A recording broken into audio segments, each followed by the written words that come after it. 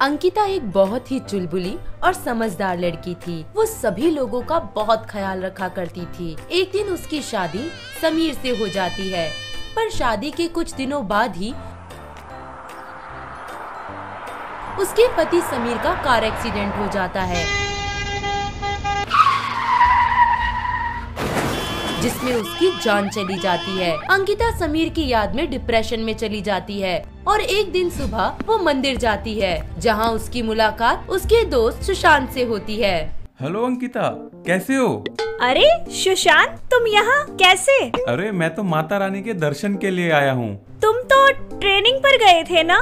मेरी ट्रेनिंग कब की पूरी हो गई, अब इसी शहर में पोस्टिंग है। बहुत बढ़िया, नाइस टू सी यू। मुझे भी बहुत खुशी हुई तुमसे मिलके। इतने साल बाद अपने दोस्त को देख के उदास अंकिता के चेहरे पे मुस्कुराहट आ जाती है। तभी वहाँ उसकी सास ललिता उसे ऐसे किसी अजनबी से हंस हंस के बात करते देख गुस्से से तिलमिला जाती है और उसे वहीं सबके सामने सुनाने लगती है। हाय हाय राम, कैसा वक्त आ गया है। अरे बहू, घर की लाज शर्म सब बेच खाई है क्या? सासू माँ, आप यहाँ? ये वो मेरा दोस्त है सुशांत। अच्छा, बहुत याराना लगता है। अरे अभी मेरे बेटे को गुजरे वक्त नहीं हुआ और तू अपने गुल दिखाने लग गई। नहीं सासू माँ, आप जैसा समझ रही है ना, ऐसा कुछ भी नहीं है, सच में। अरे ये क्या हो रहा है? और माता जी, आप अंकिता से ऐसे कैसे बात कर रहे हो? अरे तू तो चुप ही बैठ, मेरी बहू है, मुझे सब पता है। दोबारा मेरी बहू के इर्द गिर्द नजर मत आना, समझे? चल बहू, बहुत हुई तेरी पूजा। ललिता अपनी बहू को लेकर घर वापस आ जाती है और उसे खरी खरी सुनाती है। अपनी सास के ताने सुन सुनकर बेचारी अंकिता रोने लगती है और अपने पुराने दिन याद करने लगती है कि कैसे वो अपनी मर्जी का खाती पीती थी, अपनी मर्जी के रंग बिरंगे कपड़े पहनती थी और कैसे बेबाक बोला करती थी। तभी ख्यालों ही ख्यालों में अंकिता अपने दोस्त सुशांत, जिसे वो मन ही मन प्यार करती थी, उसके बारे में सोचने लगती है। काश कि मैंने तुम्हें पहले ही बोल दिया होता कि हाँ मैं भी तुमसे बहुत प्यार करती हूँ, तो शायद आज मेरी जिंदगी किसी और ही मोड़ पे होती। तभी अचानक उसकी सास बोलती है, अरे ओ नागन, वहाँ चुपचाप खड़ी ही रहेगी कि घर के काम भी निपटाएगी? ये मगरमच्छ के आंसू बाद में बहा लियो। अपनी सास ललिता के ताने सुनकर अंकिता उदास हो जाती है और फिर अपने कामों में व्यस्त हो जाती है। वहीं दूसरी ओर उसका दोस्त सुशांत अंकिता की हालत देख के बहुत दुखी होता है और वो सोचता है कि कैसे अंकिता के हालात को सुधारा जाए। इसी सिलसिले में एक दिन वो अपनी और ललिता की कॉमन फ्रेंड दीपाली से बात करता है। हाय दीपाली।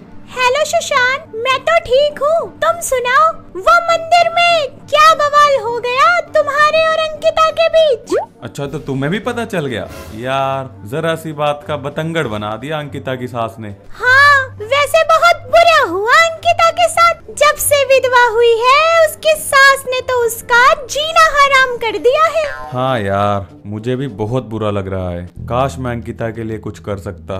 काश अंकिता, उस दिन तुमने मुझे हाँ कर दी होती तो आज कुछ और ही होता। अरे तुम क्या करोगे? वो विधवा है, उसकी जिंदगी से तो मानो खुशियों के रंग ही चले गए। ना जाने क्या होगा उसका। दीपाली, मैं अंकिता की जिंदगी में खुशहाली ला कर ही रहूंगा। सुशांत मन में सोच लेता है कि अब वो अंकिता को और दुखी नहीं रहने देगा। वो उससे शादी करेगा और उसकी जिंदगी में खुशियों के रंग वापस भर देगा। इसी ख्याल से वो एक दिन मंदिर जाता है, जहाँ पर दोबारा अचानक उसकी मुलाकात अंकिता से हो जाती है। अंकिता उसे देख के मुंह फेर लेती है। अंकिता, मुझे तुमसे अर्जेंटली बात करनी है, बहुत इम्पोर्टेंट है, मना मत करना। सुशांत, तुम समझते क्यों नहीं? मुझे कोई बात नहीं करनी है तुमसे। तुम प्लीज यहाँ से चले जाओ। किसी ने देख लिया ना तो खामखा कलेश हो जाएगा। अंकिता, मैं तुमसे शादी करना चाहता हूँ और तुम्हें खुश देखना चाहता हूँ। बस अब एक और शब्द नहीं सुनूंगी मैं। तुम जानते भी हो तुम क्या कह रहे हो। तुम्हें समझ नहीं आता, मैं एक विधवा हूँ, विधवा। तभी अचानक फिर से अंकिता की सास वहाँ पहुँच जाती है। अपनी बहू अंकिता के साथ सुशांत को फिर से देख उसका पारा हाई हो जाता है। कैसे विधवा औरत को छेड़ रहा है? अरे आओ आओ, मारो इसे, मारो। मेरी बात तो सुनो। सुशांत को पिटता देख अंकिता बोल पड़ती है, नहीं नहीं, रुक जाओ, मत मारो सुशांत को, उसने कुछ नहीं किया, बस करो, रुक जाओ। अरे मेरी बात तो सुनो पहले। अरे मार क्यों रहे हो आप सब? मेरी बात तो सुनो। है बड़ा पुराना याराना है। अरे कुलच्छनी, तुझे लाज नहीं आती? बस कीजिए आप, कितना सुनाएंगी? आखिर किसी बात की एक लिमिट होती है। आप तो बोले ही जा रही है। कोई कुछ नहीं बोल रहा, इसका मतलब ये नहीं कि आप कुछ भी बोलेंगी। तभी भीड़ में खड़े लोग बातें करने लगते हैं। अरे ये विधवा तो परसों बाजार में रंगीन दुपट्टे देख रही थी, इसको तो बिल्कुल भी लाज नहीं है। अरे सुनो सुनो, ये विधवा बड़ी चटोरी है, मैंने तो इसे गोलगप्पे खाते देखा था, जरा सी लाज नहीं है इसमें। अरे देखो तो इस विधवा को, कैसे हंस हंस के बात कर रही है, जरा सी लाज भी नहीं बची। छी। अंकिता अपनी सास ललिता भीड़ में जमा लोगों के ताने और अपनी इस बेरंग जिंदगी से तंग आकर अपने अंदर दबा हुआ सारा दर्द अपने सवालों से बयां करने लगती है। वो सबसे कहती है कि हाँ, आती है लाज, पर आज इस लाज के बंधन को तोड़कर मैं आप सबसे पूछना चाहती हूँ कि क्या एक विधवा को खुश रहने का हक नहीं है? क्या उसकी जिंदगी में रंग नहीं हो सकते? क्या वो अपनी पसंद का कुछ खा भी नहीं सकती? क्या वो दोबारा शादी नहीं कर सकती? आखिर ये सारे बंधन एक विधवा के लिए ही क्यों बनाए? आखिर मेरी गलती ही क्या थी? बस कर अंकिता बेटा, मुझे माफ कर दे। समाज क्या कहेगा, इस डर से मैंने तुझे बहुत दुख दिए, तेरी खुशियों को दबा कर रखा, मुझसे बहुत बड़ी भूल हो गई। नहीं माँ जी, आप माफी मत मांगिए, मैं आपसे बिल्कुल भी नाराज नहीं हूँ। अंकिता के साथ साथ अंकिता की सास ललिता सुशांत से भी माफी मांगती है। अंकिता के इस तरह के सवालों को सुनकर मंदिर में जमा लोगों के बीच एक सन्नाटा सा हो जाता है। सबकी अंतरात्मा झंझोड़ जाती है। उसकी सास ललिता को अपनी गलतियों का एहसास होता है और वो बिना किसी देरी अपनी विधवा बहू अंकिता की शादी सुशांत से मंदिर में ही करवा देती है और सब लोग तालियां बजाने लगते हैं। श्रेया एक बहुत ही समझदार और घरेलू लड़की थी। उसकी शादी रमित से हो जाती है। शादी के कुछ सालों बाद ही रमित की एक एक्सीडेंट में मौत हो जाती है। वहीं उसके घर की सारी जिम्मेदारी श्रेया के सर आ जाती है। श्रेया अपने परिवार को फाइनेंशियली सपोर्ट करने के लिए जॉब करना शुरू कर देती है। श्रेया के परिवार में उसका एक देवर उत्कर्ष और ननद कृतिका होती है। श्रेया उन दोनों का पूरा ख्याल रखती है और उन्हें किसी भी चीज की कोई कमी नहीं रहने देती। ऐसे ही एक दिन, कृतिका, उत्कर्ष, जल्दी से ब्रेकफास्ट के लिए आ जाओ, मुझे ऑफिस के लिए लेट हो रहा है। आई भाभी, वैसे क्या बनाया है आज? तुम्हारे फेवरेट आलू के पराठे विद पुदीना चटनी। और उत्कर्ष कहाँ है? अभी तक आया क्यों नहीं? एक अर्जेंट कॉल था भाभी, इसलिए लेट हो गया। अरे वाह, आलू के पराठे। चलो तुम दोनों जल्दी से ब्रेकफास्ट कर लो। भाभी आप वर्ल्ड के बेस्ट भाभी हो। बस मेरी नौकरी लग जाए, फिर तो मैं भाभी को जॉब पे नहीं जाने दूंगा। मुझसे अब इनका स्ट्रगल देखा नहीं जाता। इस तरह श्रेया उत्कर्ष और कृतिका की बात सुन मुस्कुराती है और ऑफिस के लिए निकल जाती है। कृतिका और उत्कर्ष भी अपने अपने कामों में लग जाते हैं और फिर एक शाम जब उनका परिवार एक साथ बैठकर डिनर करता है, तभी उत्कर्ष बोलता है, भाभी एक शॉकिंग न्यूज है। अरे क्या हुआ? सब ठीक तो है ना? भाई अब क्या मसूड़ी मचा दी तूने? पागल, मेरी जॉब लग गई है, वो भी एक MNC कंपनी में। अरे वाह, ये तो बहुत खुशी की बात है। आज तुम्हारे भैया होते तो वो भी बहुत खुश होते। भाभी आप हमारे लिए सब कुछ हो, आप ही हमारे माँ बाप हो और आप ही हमारे भाभी भैया हो। हाँ भाभी, आप ही हो सब कुछ अब हमारे लिए। अपने भाई रमित की तस्वीर देख उत्कर्ष प्रण लेता है कि अब वो घर की जिम्मेदारियां अपने सर लेगा। उत्कर्ष की बहन कृतिका और उसकी भाभी श्रेया भी तस्वीर देख इमोशनल हो जाते हैं। अगले दिन श्रेया ऑफिस से रिजाइन ले लेती है और घर पर रहने लगती है। उसका देवर अपनी भाभी को सारी सैलरी हाथों में देता है। सब कुछ बहुत बढ़िया चल रहा होता है। तभी एक दिन कृतिका अपने भाई उत्कर्ष को वीडियो कॉल पे किसी लड़की से बात करते हुए देखती है। कौन है ये? तेरी गर्लफ्रेंड है ना? रुक, तेरी आशिकी के पंख तो अभी कुतरती। मेरे बाबू ने खाना खाया। चुप हो जा भगवान के लिए, और थोड़ा धीरे बोल ले, भाभी सुन लेगी तो क्या सोचेगी। अब ये कृतिका चुप नहीं होने वाली। तू तो गया, आशिकी चलाएगा, है ना? भाभी, ओ भाभी, जल्दी आओ, देखो भाई के कारनामे। कृतिका की आवाज सुनकर कृतिका की भाभी श्रेया भी वहाँ पहुँच जाती है। कृतिका अपनी भाभी श्रेया को सारी बात बता देती है। अपनी भाभी के सामने राज खुलते देख उत्कर्ष शर्म से लाल हो जाता है। उसके तो मानो तोते ही उड़ जाते हैं। उसकी भाभी श्रेया सब समझ जाती है और उत्कर्ष से उस लड़की के बारे में पूछती है।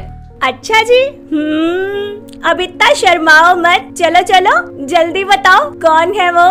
अरे भाभी, वो तो मेरी बस जस्ट फ्रेंड है। भाभी ये पक्का झूठ बोल रहा है। भाई की गर्लफ्रेंड ही है ये, मैंने खुद देखा अपनी आंखों से। अच्छा, ऐसे नहीं बोलते कृतिका। उत्कर्ष बताओ जल्दी, क्या बात है पूरी। हाँ बता दो, कौन थी वो वीडियो कॉल वाली चुड़ैल, बता ना।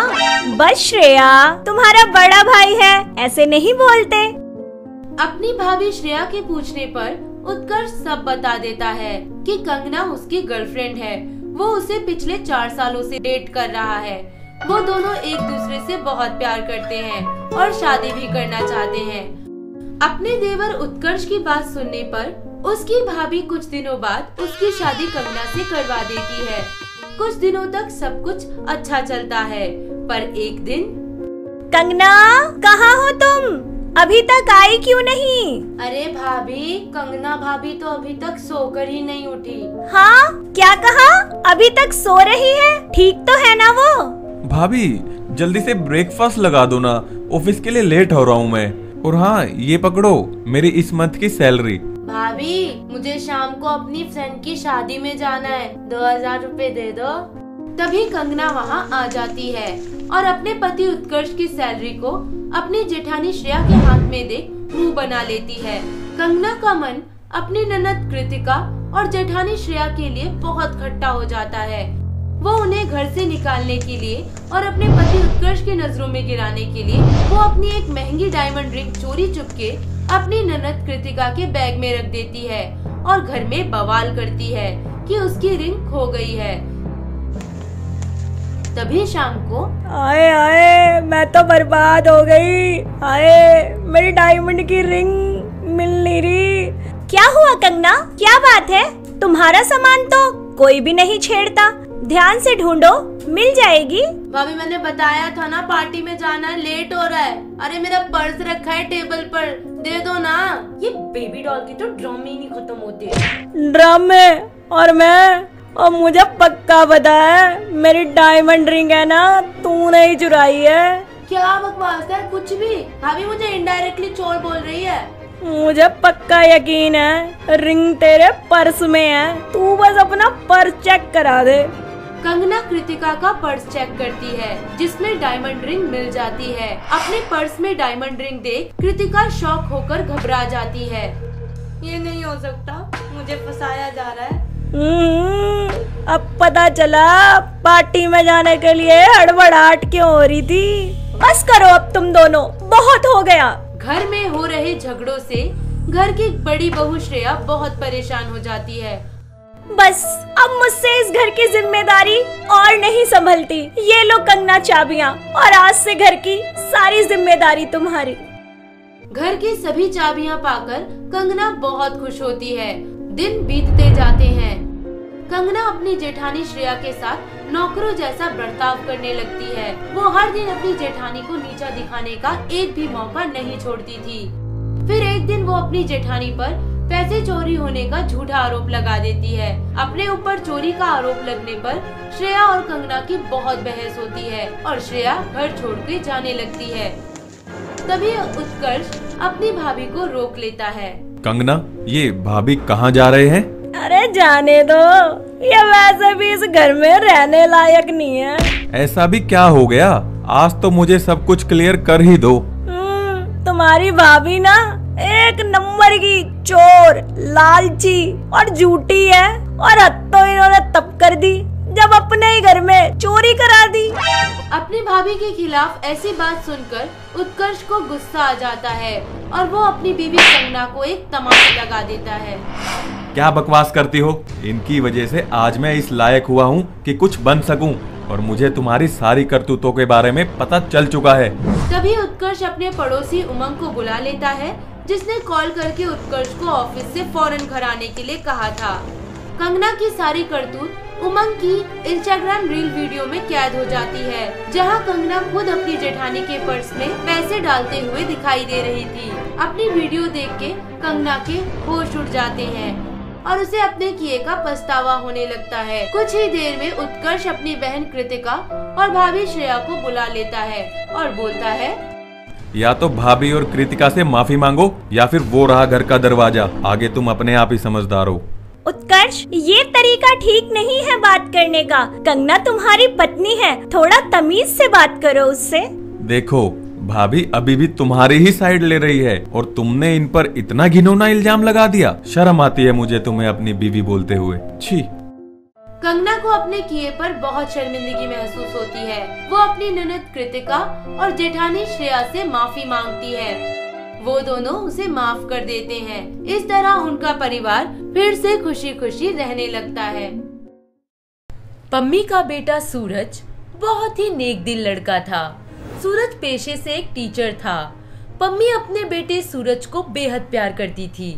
वो हमेशा सोचती थी कि उसके बेटे की शादी किसी ऐसी लड़की से हो जो उसे हमेशा खुश रखे और उसका ध्यान रखे। एक दिन पम्मी और सूरज अपने पड़ोसी अमित जोशी के यहाँ पार्टी में जाते हैं, जहाँ उनकी नजर रोशनी पर पड़ती है। रोशनी बहुत ही सुंदर और कोमल स्वभाव की लड़की होती है। सूरज और पम्मी को रोशनी पसंद आ जाती है और वो जोशी जी से रोशनी के लिए बात करती हैं। सत श्री अकाल जोशी भाई साहब, एक कुड़ी कौन है? बहुत प्यारी है, मैनू अपने सूरज वास्ते बहुत पसंद है। यह मेरी भांजी रोशनी है, बहुत ही गुणवान और समझदार लड़की है, लेकिन ओहो परवर की भाई साहब। जी वो बात ये है कि ये रोशनी आंखों से देख नहीं सकती। इतनी सुंदर आंखें ता देख नहीं सकती, ये सब कैसे हुआ? अरे पम्मी जी, दरअसल ये उन दिनों की बात है जब रोशनी कॉलेज जाया करती थी। एक दिन रास्ते में उसका एक्सीडेंट हो गया और उसने अपनी आंखों की रोशनी खो दी। हाय हाय रब्बा, कितना बुरा होया। कुड़ी इतनी सोनी ता देख ही नहीं सकती। पास खड़ा सूरज सारी बातें सुन लेता है और पम्मी और सूरज दोनों को रोशनी के लिए बेहद दुख होता है। कुछ देर बाद सूरज और उसकी माँ पम्मी अपने घर चले जाते हैं, जहाँ सूरज अपनी माँ से कहता है, माँ कितने अफसोस की बात है ना, उसका नाम रोशनी है लेकिन देख ही नहीं सकती। हाँ हाँ पुत्र जी, पर हुन की कर सकते हैं। कुड़ी तो बहुत चंगी है, मिन्नू तो पसंद भी सी। मैं तो उन्नू अपनी बहू भी बना ला, पर मैं कोई पागल नहीं है जेड़ा किसी नू भी तेरे मत्थे मड़दा। अरे रिलैक्स मॉम। ऐसा कह के सूरज वहाँ से अपने कमरे में चला जाता है और मन ही मन पूरी रात रोशनी के बारे में ही सोचता रहता है और सुबह जॉगिंग के लिए निकल जाता है और पार्क में पहुँचता है, जहाँ उसकी मुलाकात रोशनी और जोशी अंकल से होती है। Good morning uncle ji. Good morning Roshni. अरे गुड मॉर्निंग भाई, good morning Punjab express. Good morning ji. तभी जोशी जी वहाँ से पास ही अपने दोस्त शर्मा जी के पास किसी जरूरी काम से चले जाते हैं और सूरज को रोशनी को घर तक ड्रॉप करने के लिए कहते हैं। रास्ते में यूं ही चलते चलते सूरज और रोशनी के बीच बातचीत होने लगती है। रोशनी, तुम्हारी हॉबीज क्या क्या है वैसे? मुझे किताबें पढ़ना, म्यूजिक सुनना, गिटार बजाना बहुत पसंद है। इंटरेस्टिंग। तो कौन कौन सी किताबें पसंद है तुम्हें? वो सब बातें बाद में। मुझे लगता है अब हम घर पहुंच गए हैं। पर तुम्हें कैसे पता कि तुम्हारा घर आ गया? एहसास से, और सब कुछ नपा तुला है। कितने कदम पर क्या है मैंने सब गिन रखा है। कितनी गजब हो यार तुम। तुम्हारी बातें, तुम्हारा अंदाजा, सब कुछ एकदम परफेक्ट। अच्छा मजाक कर लेते हैं आप एक ब्लाइंड गर्ल के साथ। रोशनी को उसके घर ड्रॉप करके सूरज अपने घर वापस चला जाता है और कुछ दिनों तक रोशनी और सूरज की मॉर्निंग वॉक के दौरान ऐसे ही मुलाकात होती रहती है और दोनों को एक दूसरे से प्यार हो जाता है और सूरज और रोशनी एक दूसरे से शादी करने का फैसला कर लेते हैं। एक शाम सूरज अपने घर पे अपनी माँ पम्मी से रोशनी को लेकर बात करता है। माँ, मुझे कुछ बात करनी है आपसे। हाँ जी पुत्र जी, की होया दसो। माँ, वो रोशनी बहुत पसंद है माँ मुझे। मैं उसी से शादी करना चाहता हूँ। की कहा तू? एक चपेड़ पई ना ता अकल ठिकाने आजू तेरी। तू उस अंधी नाल ब्याह करेगा? तेरा दिमाग ता नहीं खराब हो गया? माँ बस, अब और कुछ नहीं। मैंने एक बार कह दिया ना, तो बस कह दिया। आए हाय, आया मोया बड़ा बाहुबली बनदा फिरदा है। मेरे हुंदे तू उस कुड़ी नाल ब्याह करेगा? मैं भी देख दिया किद्दा करदा है। सूरज अपनी माँ को बहुत समझाता है पर उसकी माँ पम्मी नहीं मानती। सूरज रोशनी से कोर्ट मैरिज कर लेता है और उसे अपने घर ले जाता है। रोशनी को अपने बेटे के साथ शादी के जोड़े में देखकर उसकी माँ पम्मी बुरा सा मुंह बना लेती है और बवाल मचा देती है। हाय मैं मर गई, मेरे रब्बा, मेरी तक किस्मत ही खराब है। मेरे मुंडे ने इस अन्नी नाल ब्याह कर लिया। हाय दुनिया दिया बाकी कुड़ियां केड़ियां मर गईयां सी जो इसनु चुक के ले आया। माँ, अब तुम कुछ भी कहती रहो, लेकिन रोशनी ही आपकी बहू है। इस तरह दिन बीतते जाते हैं। रोशनी की सास पम्मी उसे नापसंद करने के चलते रोज किसी न किसी बात पर उसे ताने मारने का एक भी मौका नहीं छोड़ती। और तभी एक दिन, रोशनी, टेबल पर जेड़ी तेल दी बोतल है वो थल्ले लाया, मैं ऊपर भूल गई सी। अभी लाती हूँ माँ जी। आय हाय सियापा, आकी ले आई। तेल नहीं, शैम्पू है, शैम्पू। सॉरी माँ जी, मैं दोबारा लेकर के आती हूँ। चल छोड़, जा जरा एक कप कॉफी लाया। मेरे गले च बड़ा दर्द हो रहा है। तभी रोशनी किचन में जाती है और कॉफी बना के ले आती है। कॉफी पीते ही उसकी सास पम्मी बुरा सा मुंह बना लेती है और वो कप जमीन पे फेंक देती है और रोशनी पर चिल्लाने लगती है। हाय हाय, नी मर जानी है, आकी चौक ले आई। हाय हाय, मेरी मत मारी गई सी जो मैं इसनु कॉफी बना ली कहता। अन्नी किसे था दी, चीनी दी जगह नमक भर के ले आई। अपनी सास पम्मी की बात सुनकर रोशनी रोने लगती है। तभी वहाँ सूरज आ जाता है और अपनी माँ की सारी बातें सुन लेता है और बोलता है, अरे ऐसा मत बोलो माँ, रोशनी एक बहुत ही समझदार लड़की है। हालांकि यहाँ एडजस्ट करने में उसे थोड़ा सा टाइम लगेगा, लेकिन यकीन मानो उसकी कैचिंग पावर बहुत ज्यादा अच्छी है। हाँ हाँ, देख लेंगे, कोई नहीं। इस तरह वक्त बीतता जाता है और रोशनी सारे घर को संभालने की जिम्मेदारी बहुत अच्छे से निभाने लगती है और अपने गुणों से अपनी सास पम्मी का भी दिल जीत लेती है। वो घर के कामों के साथ साथ म्यूजिक की क्लासेस देना भी शुरू कर देती है, जिसकी वजह से उसकी फैमिली इनकम और समाज में उनके परिवार का मान सम्मान बढ़ता है और पम्मी को अपनी गलती का एहसास होने लगता है और वो अपनी बहू रोशनी से कहती है, रोशनी पुत्र, तू तो बहुत चंगी है, मैं तेनू समझ ही नहीं पाई, मैनू माफ कर दे पुत्र। नहीं माँ जी, आप माफी मत मांगिए, आप तो बस अपना आशीर्वाद दे दीजिए। देखा माँ, कितनी समझदार और मेहनती है मेरी रोशनी। अब पम्मी को समझ आ जाता है कि बेशक उसकी बहू आँख से नहीं देख सकती, पर उसका नजरिया आँख वालों से कहीं बेहतर है और वो सब खुशी खुशी एक साथ मिलकर रहने लगते हैं। अविका अपने 2 भाइयों की इकलौती बहन थी। उसके दोनों भाई सनी और बॉबी सरकारी कर्मचारी थे। अविका काफी बड़ी हो गई थी, इसलिए घर वाले उसके लिए रिश्ता ढूंढ रहे थे। कुछ दिन बाद अविका के लिए रिश्ता मिल जाता है और घर वाले उसकी शादी तय कर देते हैं। अविका भी बहुत खुश होती है। वो अपनी शादी की तैयारियों में मग्न हो जाती है। अविका अपने लिए सिर्फ महंगा सामान ही लेती है। एक दिन अविका अपने दोनों भाइयों से बोलती है, मुझे तुम दोनों से गहने और दहेज का सारा सामान चाहिए, वो भी ब्रांडेड। ओए, पर तेरे ससुराल वालों ने तो दहेज लेने से मना किया था ना। अरे मैंने कब कहा कि मुझे दहेज ससुराल वालों के लिए चाहिए?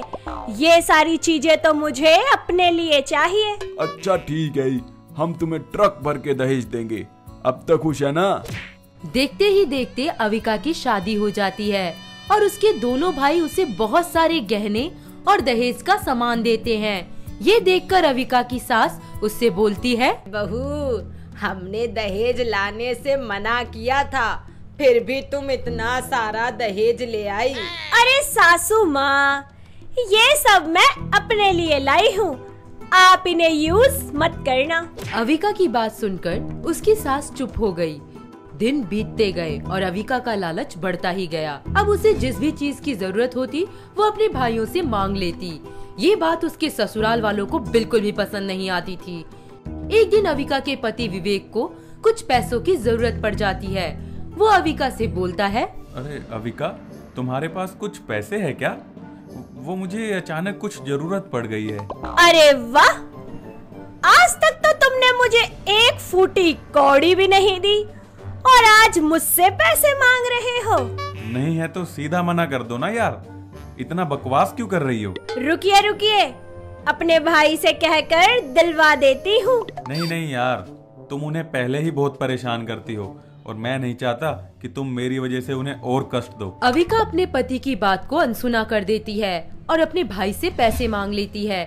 जब विवेक को इस बारे में पता चलता है तो वो अविका को पैसे वापस करने को कहता है, पर अविका उन पैसों को अपने पास रख लेती है। कुछ दिन बाद जब अविका के भाई विवेक से पैसे मांगते हैं तो, अरे जीजा जी, मुझे कुछ पैसे चाहिए, आपके पास है तो दे दीजिए।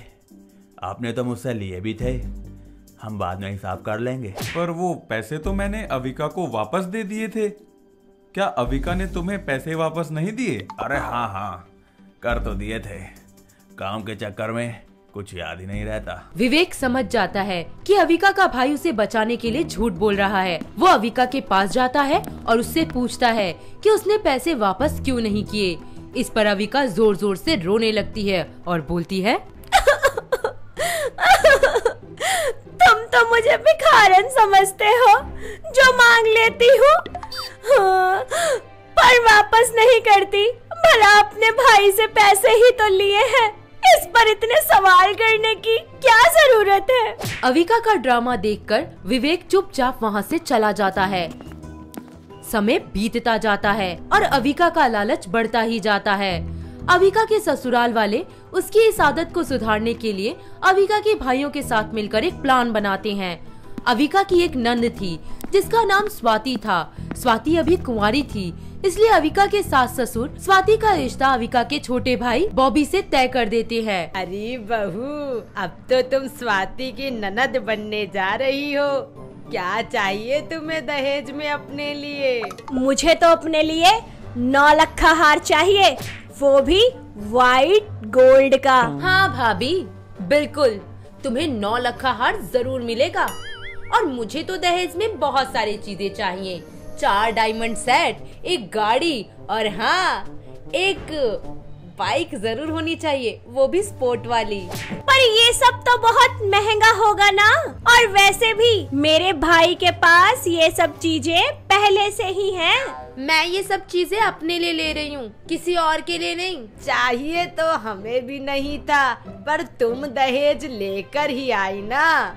फिर स्वाति को भी ले जाने दो। अविका अपनी सास की बात सुनकर चुप हो जाती है और अपने कमरे में चली जाती है। अगले दिन सब लोग एक साथ बैठे होते हैं। तभी स्वाति बोलती है, सुनो भाई, सुनो ना, मुझे दहेज में बहुत सारे गहने, ब्रांडेड डिजाइनर कपड़े चाहिए और हाँ, ढेर सारा डिजाइनर सामान चाहिए, ठीक है? ठीक है, मुझे लिस्ट दे देना, मैं ले आऊंगा। जब अविका को अपने पति विवेक की जेब से पैसे निकलते हुए दिखाई देते हैं तो वो इस बात को हजम नहीं कर पाती और स्वाति के पास जाकर बोलती है, स्वाति, हमारे पास इतने पैसे नहीं हैं कि हम तुम्हें इतने महंगे महंगे सामान खरीद के दे सके। तुम सोचो, भला मेरे भी तो कुछ खर्चे होंगे ना। हाँ भाभी, तुम्हारा खर्चा तो बहुत है, पर तुम्हारा खर्चा तुम्हारे भाई पूरा तो कर देते हैं ना, तो मैं क्यों नहीं ले सकती अपने भाई से? स्वाति, ये क्या बोल रही हो तुम? क्यों, आपको समझ में नहीं आ रहा? आप कभी सोचती हो कि आगे आपके भाइयों का भी परिवार होगा, उन्हें भी पैसों की जरूरत पड़ेगी? हर बार आप तो उनसे पैसे मांग लेती हो, पर आज जब मैंने अपने भाई से पैसे क्या मांग लिए, आपको तो चक्कर ही आने लग गए।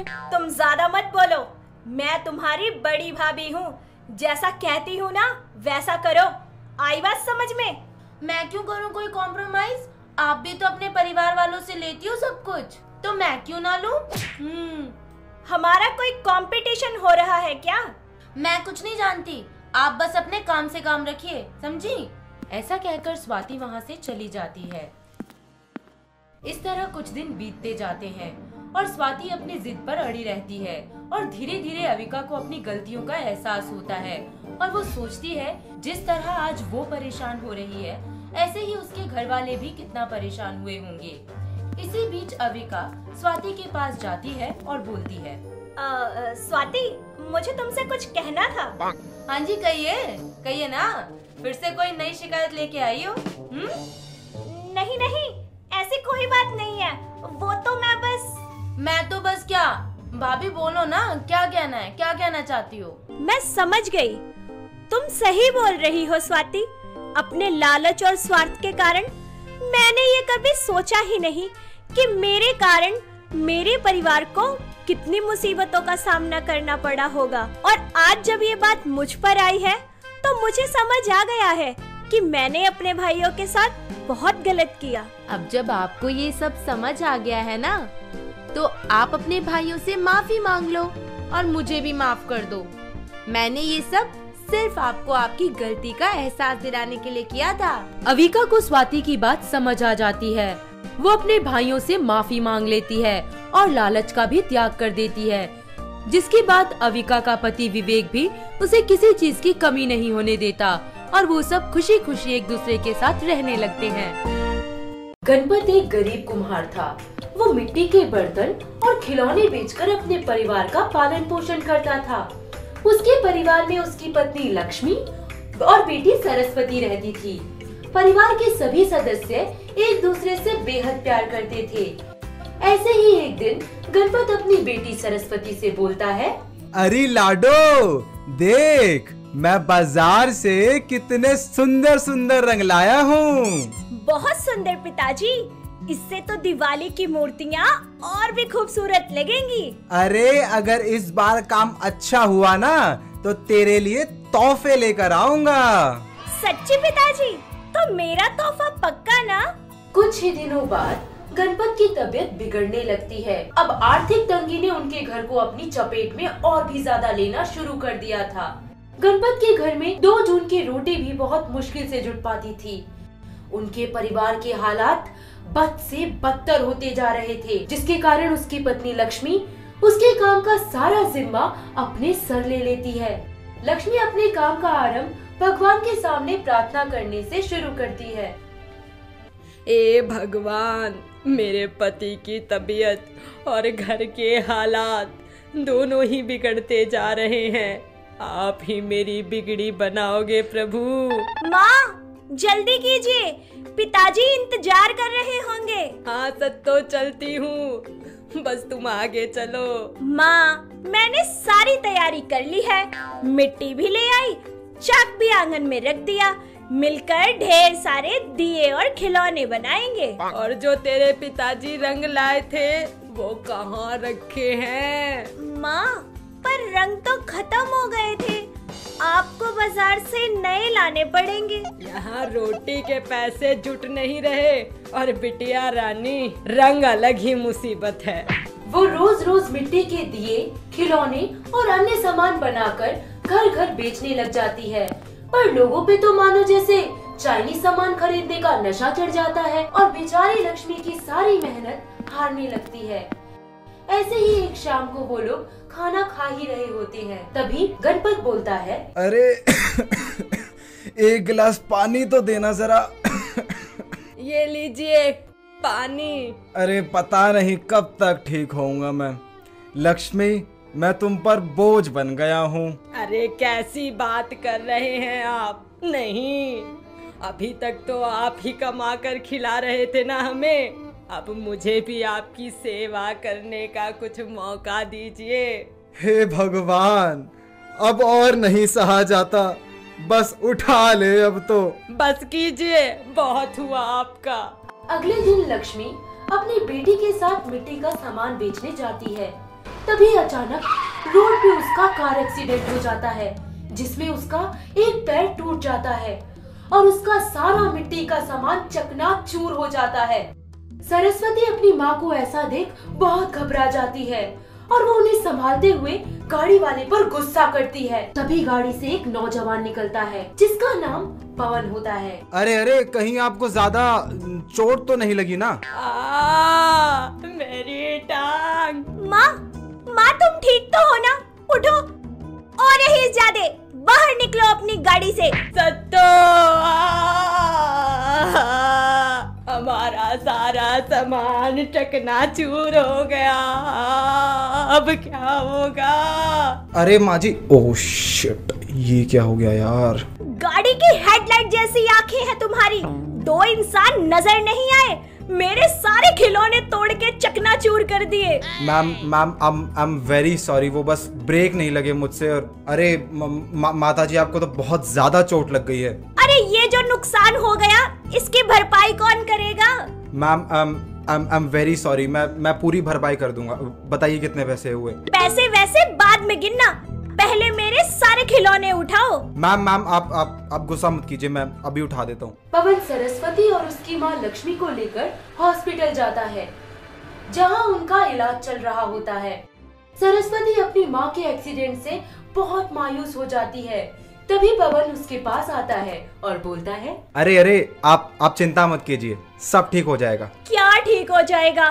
वहाँ पिताजी की तबीयत खराब है, यहाँ माँ इतनी सीरियस है, ऊपर से मेरा इतना नुकसान हो गया वो अलग। अरे आप चिंता मत कीजिए, आपका जितना भी खर्चा हुआ मैं देने को तैयार हूँ। आप जितना एक्स्ट्रा कहेंगे मैं वो भी दे दूंगा। साहब, शायद आप मुझे गलत समझ रहे हैं, मैं गरीब जरूर हूँ पर भिखारी नहीं। कितनी स्वाभिमानी और खुददार लड़की है यार। क्या हुआ, कहाँ खो गए आप? ना कुछ नहीं, तुम्हें जैसा ठीक लगे। वैसे मैं एक आर्ट एंड क्राफ्ट मैनेजर हूँ। ये रहा मेरा कार्ड। आपने इतना बोल दिया, बस साहब, हम गरीब के लिए तो इतना ही बहुत है। कुछ समय बाद सरस्वती की माँ लक्ष्मी हॉस्पिटल से डिस्चार्ज हो जाती है। अब उनकी बेटी सरस्वती के ऊपर घर की सारी जिम्मेदारी आ जाती है। अब वो गली गली अपना सामान बेचने लगती है। तभी वहाँ पवन की गाड़ी जा रही होती है और उसकी नजर सरस्वती के ठेले पर पड़ती है। दिए ले लो दिए, आओ दिए ले लो दिए, माटी के खिलौने, माटी का गुलदस्ता, आओ जल्दी आओ, इतने सस्ते दाम में दोबारा नहीं मिलेंगे। अरे तुम यहाँ दिए बेचती हो? हाँ साहब, देखिए कितने प्यारे खिलौने हैं, आपको कुछ पसंद है तो बताइए। ये माटी की गुड़िया, ये गणेश जी की मूर्ति और ये फूलदान, कमाल की कारीगरी है यार, कोई इनकी क्या ही कीमत देगा। इतने बड़े बाबूजी, और मोल भाव कर रहे हो? 50 रुपए के हैं तीनों, कहो तो दूं। ये लीजिए। इतना बड़ा नोट, मेरे पास छुट्टे नहीं है। रखिए, कीप द चेंज। हाय तौबा, ऐसे कैसे रख लूं? मुझे तो बस मेरी मेहनत के पैसे चाहिए। और हाँ, पैसे ही ऐंठने होते तो उस दिन आपसे हॉस्पिटल में ना ले लेती। पवन को सरस्वती की सादगी भा जाती है। उसकी कारीगरी से खुश होकर पवन उसे एक ऑफर लेटर भी देता है, जिससे उसके परिवार के हालात सुधरने लगते हैं। अक्सर काम के सिलसिले में उन दोनों की मुलाकातें होती ही रहती हैं। पवन और सरस्वती एक दूसरे को चाहने लगते हैं। कुछ ही समय बाद दिवाली का सीजन आ जाता है। इस बार चाइनीज माल मिट्टी की महक के आगे फीका पड़ जाता है।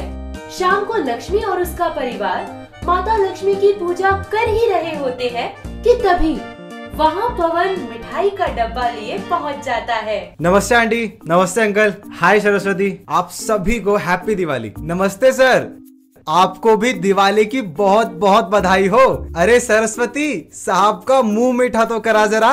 हैप्पी दिवाली। सच बताऊं, तुम एकदम फरिश्ते के जैसे हमारी जिंदगी में आए। अरे पवन साहब, आप यहाँ? हैप्पी दिवाली, ये लीजिए मिठाई, मैंने अपने हाथों से बनाई है। जी शुक्रिया। वैसे आज दिवाली के इतने शुभ दिन पर मैं आप सभी से कुछ कहना चाहता हूँ। क्या कहना है साहब? क्या कोई गलती हो गई हमसे? अरे नहीं नहीं, बिल्कुल भी नहीं। वो दरअसल मैं सरस्वती से शादी करना चाहता हूँ, वो बहुत अच्छी लगती है मुझे। इस तरह सरस्वती पवन के घर की लक्ष्मी बन जाती है और दोनों की शादी हो जाती है। अगर आपको ये वीडियो पसंद आया हो तो इसे लाइक कीजिए, चैनल सब्सक्राइब कीजिए और कमेंट करके बताइए कि भविष्य में आप कौन सी कहानी देखना पसंद करेंगे।